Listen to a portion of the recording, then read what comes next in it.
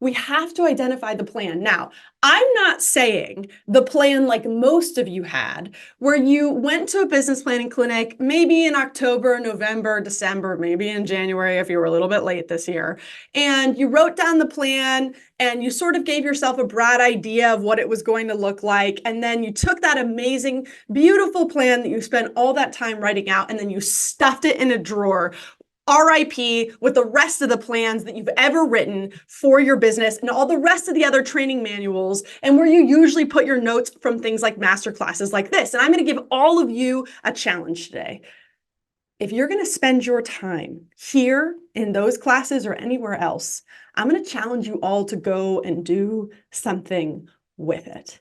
To just take at least one thing that you learned today and go and implement it, because all that matters is that you're actually taking action. All of this is just knowledge until you just go and choose to do something with it. So I'm going to challenge every single one of you today to not waste your time if you don't intend to take action on what it is that you're learning. So we have to build the plan. And by the way, if you're looking at your business and you're saying, I want to double it, well, that doesn't happen by magic. Something in the plan is going to have to change. If your plan looks a whole lot like your plan has every other year, you're going to fail. You are not going to hit the goal that you have. And so whenever I'm working with an agent, they'll say, well, my goal is to double the business. And I'll say, awesome. What'd you do last year? Let's say it was 25 units. That's what I did last year. And I'll say, okay, great. Well, on average, how many contacts do you make? Well, I'm not really sure because I don't track it, but this is probably my rough amount. And I'll say, okay, great. What were your lead generation levers? It was this and this. I'll say, awesome. And I say, what's your plan for this year? And they say, well, my lead generation levers are this and this.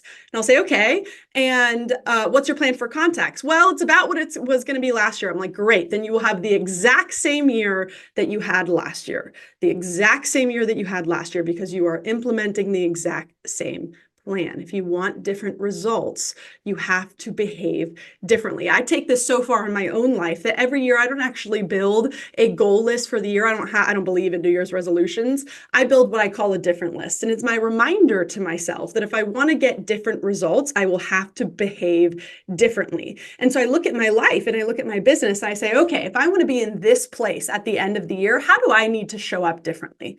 How do I need to behave differently in order to get different results? Do I need to add another lead generation lever? Do I need to actually track my contacts this year? Do I need to get leverage that I didn't have before? What needs to change in order for me to get to where I want to go, right? So if you don't have the plan, then you can't hope to follow the plan. And if you don't follow the plan, then you're sort of whimsically walking through your business and you're going to get whimsical results. As I say to our team often, a ship with no direction doesn't care which way the wind blows. So you have to set the destination and then focus on the action in order to get you there.